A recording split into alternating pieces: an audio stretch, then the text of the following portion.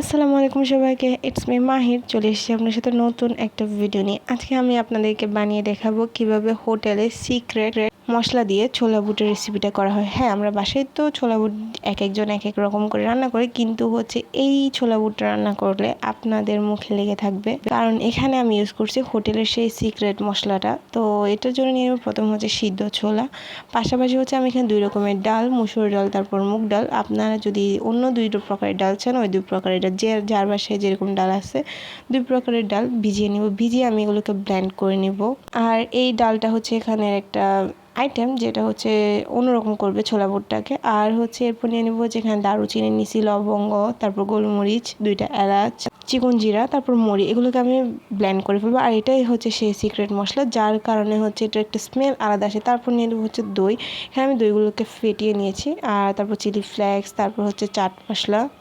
প্রথমে নিয়ে নিব চুলায় একটা রান্নার প্যান। আর এখানে দিয়ে দিব রান্নার অ্যাজ ইউজুয়াল আমরা যে তেলটা ইউজ করি ওই তেলটা। এখানে আমি সয়াবিন তেল নিয়েছি। তারপর দিয়ে দিব চিকন জিরা, তারপর দিব মৌরি, মানে এখানে অনেকজন এটাকে মিষ্টি জিরা হিসেবে চিনে, বাট এই 2টা দেওয়ার পর এগুলো কিছুক্ষণ আমি তেলে ভালো করে ভেজে নিব, কারণ এগুলোর ভিতর থেকে যে মশলার স্মেলটা আছে ওটা ভালো করে তেলের সাথে ছড়িয়ে পড়বে। তারপর দিয়ে দিব শুকনো গরম মশলা। এখানে আমি তারপর দিয়ে দিব পেঁয়াজ।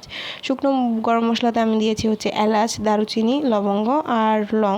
তারপর দিব তেজপাতা। আর এগুলোকে ভালো করে আমি মিক্স করার আগে দিয়ে দিব একটু আদা। তারপর দিয়ে দিব ডালের পেস্ট, যে ডালের পেস্টটা বানাইছে। আর যে মশলা বানিয়েছিলাম ওইখানে আমি দিয়েছিলাম স্টার মশলা। সাধারণত আপনি যে কোনো একটা মশলার দোকানে বা গ্রসারি শপে গেলেও এই স্টার মশলাটা পাই যাবেন। এগুলোকে ভালো করে কষে নিব, কারণ এখানে আদার স্মেলটা যাতে চলে যায়। তারপর দিয়ে দিব 1/2 টেবিল চামচ হলুদ, 1/2 টেবিল চামচ মশলা। তারপর দিয়ে দিব 1/2 টেবিল চামচ কাশ্মীরি মরিচের গুঁড়ি। তারপর দিয়ে দিব লবণ।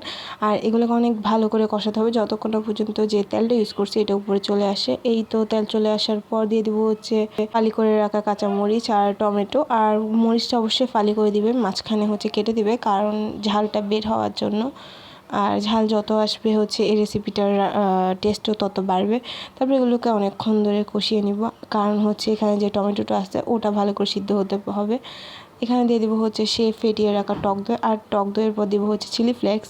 টক দই আর চিলি ফ্লেক্সটা এখানে ইউজ করতে হবে, কারণ এটা ছোলার টেস্ট যেটা আছে ওটাকে অনেক বেশি বাড়ায়। আর চিলি ফ্লেক্সের স্মেলটা অনেকজন থেকে ভালো লাগে। তারপর দিয়ে দিব সেই সিদ্ধ করে রাখা ছোলা। এখানে আমি 1/2 কেজি ছোলা সিদ্ধ করছি। আপনারা যেরকম ছোলা দিবেন সেই পরিমাণে মরিচ মশলাগুলো বাড়িয়ে বা কমিয়ে নেবেন, এটা আপনাদের।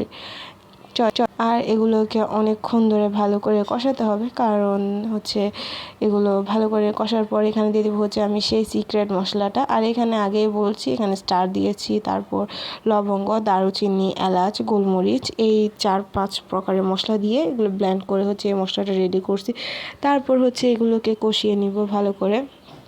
আর এরপর এগুলোকে মানে যেই তেলটা আছে ওইগুলো মানে এগুলো তেল যেগুলো আছে ছোলার আর মশলার ভিতরে ওইগুলো উপরে আসা পর্যন্ত এগুলোকে ভালো করে কষাতে হবে।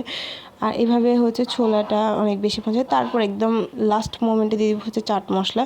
এটা অপশনাল, কেউ চাইলে দিতে পারে, কিন্তু চাট মশলা দিলে এটা ফ্লেভারটা অন্যরকম আসে। তারপর মেইন কাজ, এই ছোলার রেসিপিটার মেইন একটা জিনিস, এটা এখানে প্রথমে সরিষার তেলে পেঁয়াজ, তারপর গোটা মশলা দিব কয়েকটা।